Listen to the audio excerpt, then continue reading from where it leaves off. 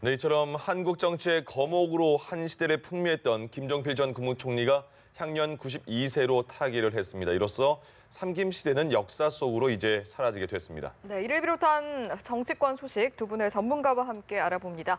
배종호 세한대 교수, 현경병 전 한나라당 의원과 함께합니다. 어서 오세요. 안녕하세요. 예, 안녕하세요. 예, 오늘 오전에 들려온 소식이었고 박지원 의원은 5.16만 뺄 수 있다면 가장 멋진 정치인이었다 이렇게 김종필 전 총리를 평가를 했습니다. 두 분께 여쭤볼게요. 정치인으로서 김종필 전 총리와 또 자연인으로서 김종필 어떤 기억이 있습니까? 이제 정치인 JP 김종필 전 국무총리는 공과 명암이 뚜렷한 그런 정치인 같습니다. 네. 이분이 이제 세 가지 정치에 큰 굴곡이 있었는데 첫 번째는 아시는 것처럼 5.16 군사 쿠데타, 예. 박정희 소장과 함께해서 우리 한국 현대 정치사의 전면에 등장을 했지 않습니까? 예. 그래서 박정희 전 대통령과 오랫동안 정치를 하면서 2인자로 활동을 했었습니다. 그러다가 이제 신군부가 등장을 했지 않습니까? 네. 예. 그러다가 이제 또 거기서 정계 은퇴까지 몰렸는데 다시 본인이 정계에 복귀를 해서 1990년도에 3당 합당을 해서 보수 대연합을 만들어 가지고 예. 오랫동안 보수가 지배하는 데 역할을 했고요.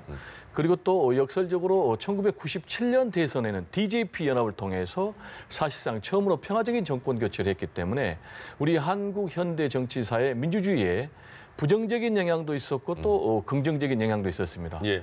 이렇게 세 번의 큰 사건이 있었는데 정계 은퇴를 세 번 했어요. 네.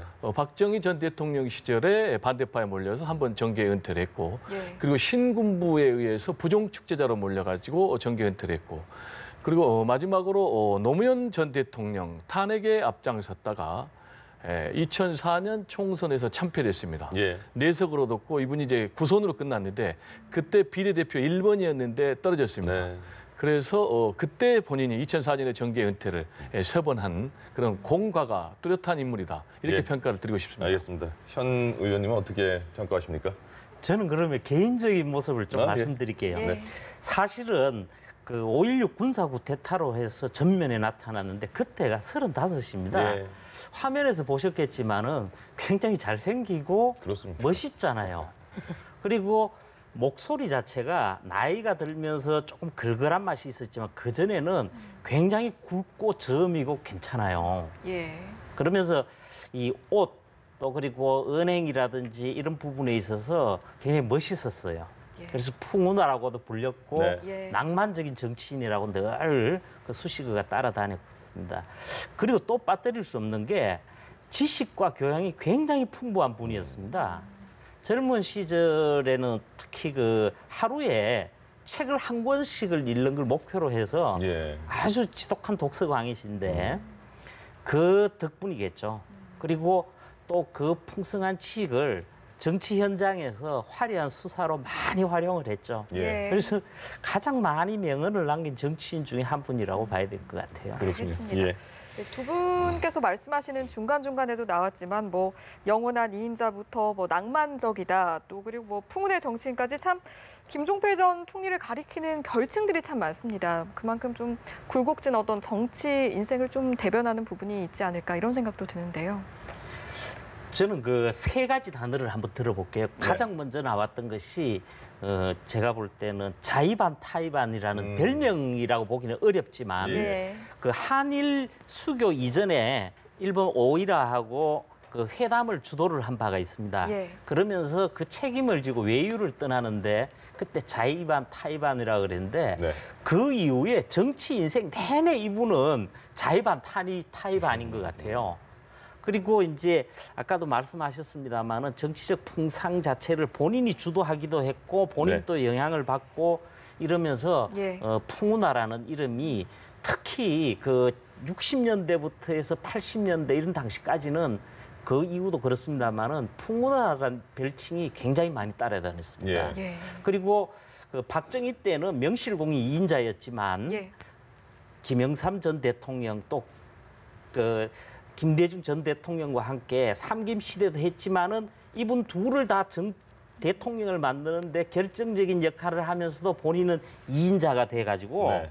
했는데 제가 볼 때 본인이 1인자가 되는 방법을 생각은 했던 것 같아요. 그게 내각제입니다. 예. 근데 내각제 고리로 해서 DJ 연합회까지 했는데 예. 결국 안 됐죠. 그렇군요. 그러니까 자의반 타의반으로 진짜 대통령까지는 못 갔지만은 총리로 계속 2인자의 삶을 계속 살아오셨습니다. 이제 말말말도 저희가 보내드렸었는데 삼김 시대가 이제 김영삼, 김대중, 김종필 이제 역사 속으로 사라지게 됐습니다.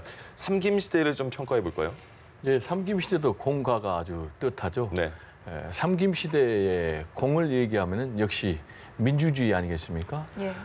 특히 이제 김종필 씨 좀 다른데 예.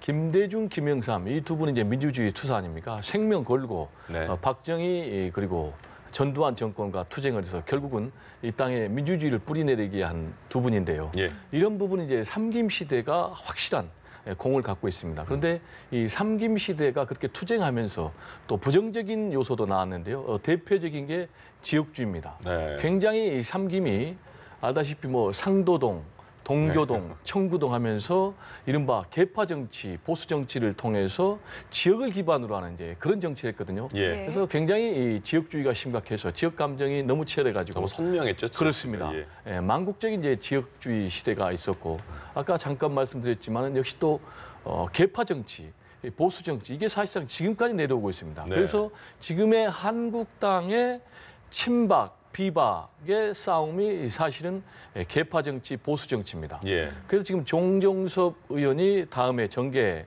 자기는 이제 출마 선언, 이제 불출마 선언 하면서 지금 한국당은 이 패거리 정치를 청산해야 된다. 네. 그런데 한국당만의 문제가 아니고 이 패거리 정치는 대한민국의 고질적인 병폐이기 때문에 이걸 극복해야지 대한민국 정치가 발전한다. 이렇게 지적을 했거든요. 예. 이 뿌리가 결국은 삼김 보수 정치에서 계파 정치에서 비롯된다라는 말씀을 드릴 수가 있겠고요. 네. 그런데 이제 다행히 또 좋은 것은 이번에 6.13 지방선거에서 젊은 정치인들이 대거 등장을 했어요. 그래서 서울시 의회 같은 경우는 이제 비례가 5배 정도 젊은 정치인의 비율이 늘었는데 제가 볼 때는 이런 정치인들이 대거 늘면은 우리 정치가 계파 정치에서 좀 탈피할 것 같고요.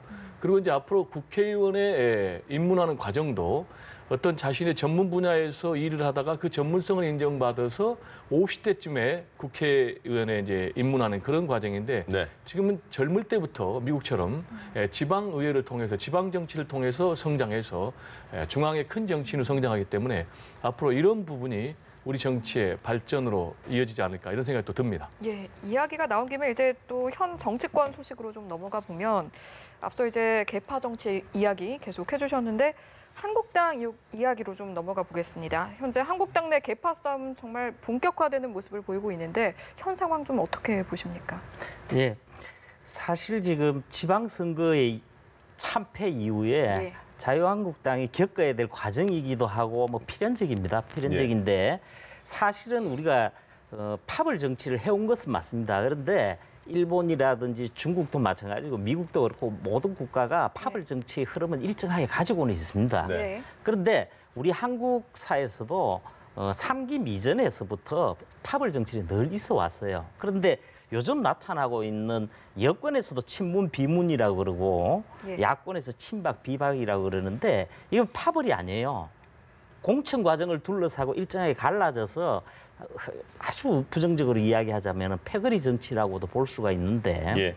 이런 차원에서 나타나는데 뚜렷한 어떤 결속력을 가지는 뭐 이념이라든지 뭐 목표라든지 이런 정책적 공유라든지 이런 게 없기 때문에 언제든지 흩어집니다. 지금도 본인들이 살아남기 위한 정치적 과정 속에서 나오는 것이지 제가 볼 때는 뭐 큰 그 부분으로 보는 건 아니고요. 예. 그리고 또 한 부분을 꼭 짚어야 되겠는데 이번 지방선거는 사실은 어떤 정권 심판로로 가기가 어려워요. 집권 1년 차 갓 지났기 때문에. 네. 예. 근데 다음 총선 2020년 선거는 집권 3년 차고 정말 문재인 정부에 대한 정권 심판론입니다. 예. 그리고 그에 맞는 야당도 정치적 책임을 질 만한 정비를 해야 되는 것은 물론이고요.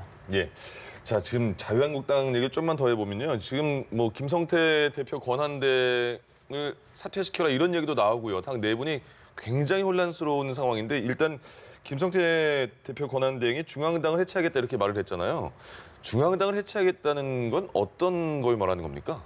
이제 중앙당을 해체하겠다는 것은 예. 중앙당의 기능을 대부분 원내 쪽으로 돌리고 예. 그러다 보면 슬림화되지 않습니까? 그래서 현재의 규모의 한 10분의 1 정도로 하겠다는 거예요. 그래서 중앙당에서는 뭐 당원이라든지 조직 관리만 하고 예. 나머지 정책 개발 이런 건 다 원내로 돌리겠다는 거거든요. 지금 현실적으로 한국당이 굉장히 재정적인 부담에 처해 있거든요. 네. 그래서 영등포 당사로 옮긴다고 하는데 여의도에 있는 거를. 그렇다면서요. 그러면 이제 현재 임대료 한 1억 정도 나가는데 월에. 월. 예. 근데 2천만 원으로 떨어진다는 거 아니겠습니까? 네. 그래서 이제 근본적인 개혁을 하겠다 이런 건데 그리고 또 혁신 비대위를 구성을 해서 완전히 뜯어 고치겠다. 그럼 비대위는 잘 더 구성이 될까요? 그거 말도 많던데요. 그런데 이제 아시겠지만 친박에서는 김성태 원내대표 당신도 이번 지방선거 참패 책임이 있는데 예. 당신이 무슨 혁신 비대위를 구성을 하고 계획을 하느냐라면서 부정을 하고 있거든요. 네. 그래서 현재 아시는 것처럼 한국당 사태가 친박 대 비박에 거의 뭐 생존 게임으로 가고 있기 때문에 예. 지금 난파 직전의 침몰선이 서로 힘을 합쳐야만이 그나마 서로 살 수 있는데 서로 지금 물어뜯기를 하고 있으니까 예. 제가 볼 때는 굉장히 이제 앞날이 어두워 보이고 그럼에도 불구하고 김성태 원내대표는 나는 계속해서 이 혁신안을 밀어붙이겠다라는 입장이고 친박 반대파들은 아니다. 지금 우리는 사퇴 연판장을 돌려서 예. 당신을 의총에서 불신임하겠다. 그래서 25일 날 초재선 늘 연석회의가 있는데 이제 굉장히 중요한 분수령이 될 것으로 보이고요. 네. 그래서 지금 이제 관측통들은 어떻게까지 보냐면은 한국당 사태가 더 이상 봉합은 안 되겠다. 결국은 분당으로까지 치달을 수밖에 없겠다. 예. 라는 그런 비관적인 관측이 나와서 앞으로 어떻게 될지 좀 더 지켜봐야 되겠습니다. 교수님도 네. 같은 생각이십니까?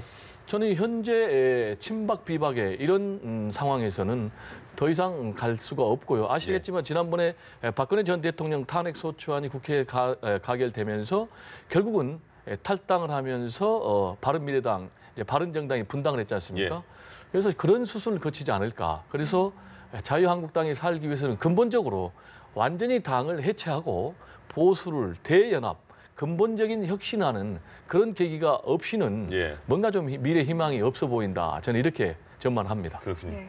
한국당의 상황이 이렇다 보니까 이제 야당의 리더십 부재로 원구성 협상도 좀 지지부진한 상황인데 이 부분도 좀 짚어주실까요? 지금 국민 입장에서는 예. 정당의 움직임보다도 국회가 정상적으로 가느냐 이 네. 부분이 더 궁금하시고 멈춘 지가 너무 희망 오래됐어요. 사항일 겁니다. 예. 예. 그 두 가지 관점에서 제가 한번 말씀을 드려볼게요. 하나는 뭐냐면은 국회는 하루도 멈춰서는 안 되거든요. 살펴야 될 게 너무 많잖아요. 네. 예. 그래서 원구성은 원래 순서대로 진행이 돼야 돼요. 그런데 우리나라는 이런 모든 정치 과정, 특히 국회 의사 일정부터 해서 이런 과정을 여야 협의를 통해서 결정을 해요. 예. 이런 부분을 이번 참에 제도화를 해버려놔야 됩니다. 우리가 선거일 날짜를 둘째 주 수요일 이렇게 정하니까 이제 날짜 잡는 걸 가지고는 문제가 없잖아요. 네. 그런 것처럼 국회를 원구성도 날짜를 다 정해놓고 하면 돼요. 그리고 또 한 부분이 뭐냐 하면은 결국 원구성에서 이렇게 지금 싸우는 문제가 자유한국당은 네 분 때문에 늦어지는 게 있지만 다음 주부터는 들어간단 말이에요. 예. 그런데 이 서로 간에 여야 간에 이해 차이가 나는 것은 의장 문제, 부의장 문제도 있어요. 그런데 예. 더 중요한 거는 이번에는 운영위원장하고 법사위원장 문제입니다. 예. 이게 전부 다른 나라에 있지도 않은 제도들입니다. 이게. 네.